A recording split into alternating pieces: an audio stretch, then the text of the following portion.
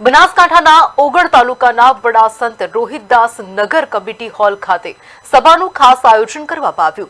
આ કાર્યક્રમમાં રોહિત સમાજના આગેવાનો મોટી સંખ્યામાં ઉપસ્થિત રહ્યા।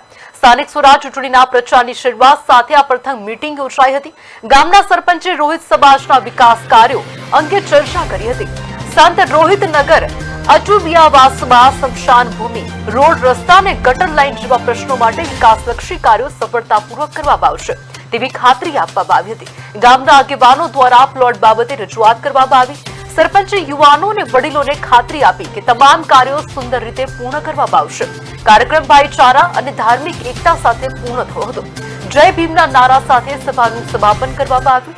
આ પ્રસંગે સરપંચ પેથાભાઈ પરમાર, કસ્તુરભાઈ, રમેશભાઈ, ઈશ્વરભાઈ, હરગોવનભાઈ, કલાભાઈ, સુરેશભાઈ, નરેશભાઈ, ભોપાભાઈ, રમાભાઈ, ધારશીભાઈ, કેશાભાઈ તથા અનેક એવા લોકો, આગેવાનો, યુવાનો અને વડીલો હાજર રહ્યા હતા।